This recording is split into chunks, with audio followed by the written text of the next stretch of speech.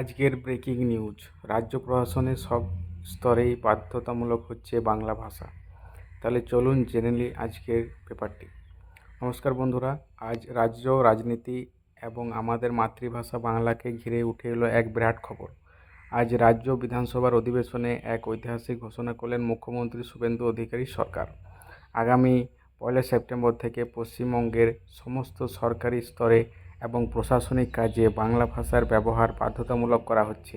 বিধানসভায় ঠিক কী বললেন তিনি, আর কেনই বা নেওয়া হলো এই যুগান্তকারী সিদ্ধান্ত, চলুন বিস্তারিত জেনে নিই।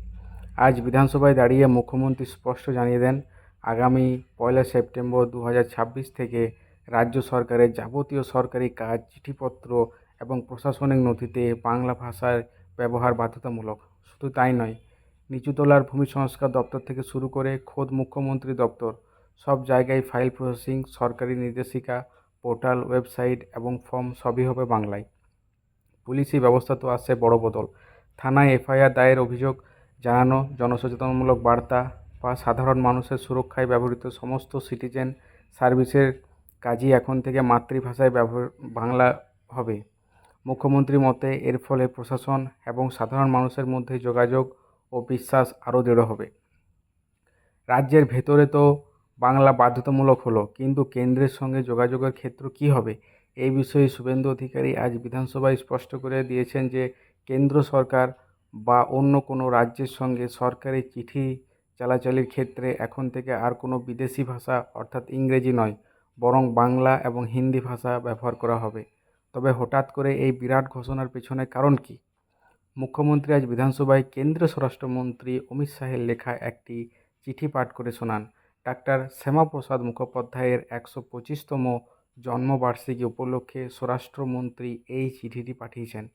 চিঠিটিতে তিনি রাজ্য প্রশাসনের সর্বস্তরে বাংলা ভাষার ব্যাপক ব্যবহারের পরামর্শ দিয়েছিলেন। স্বরাষ্ট্রমন্ত্রী তার চিঠিতে উল্লেখ করেন যে একটি গণতান্ত্রিক ব্যবস্থায় সুশাসন তখনই কার্যকর হয় যখন প্রশাসন সাধারণ মানুষের মাতৃভাষায় পরিচালিত হয়। সেই পরামর্শকে স্বাগত জানিয়েই রাজ্য সরকার এই বড় সিদ্ধান্ত নিয়েছে। আগামী 1 সেপ্টেম্বরের আগে হাতে আর খুব বেশি সময় নেই, তাই প্রশাসনিক স্তর জোর কদমে প্রস্তুতি শুরু করে দিয়েছে। মুখ্যমন্ত্রী জানিয়েছেন, এই সময়ের মধ্যে প্রয়োজনীয় অনুবাদক এবং অন্যান্য সমস্ত পরিকাঠামো প্রস্তুত করে ফেলা হবে।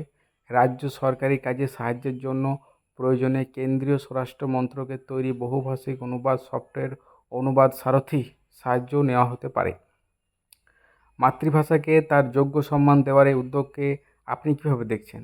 সরকারি কাজে বাংলার এই বাধ্যতামূলক ব্যবহার সাধারণ মানুষের হয়রানি কতটা কমাবে বলে আপনার মনে হয়?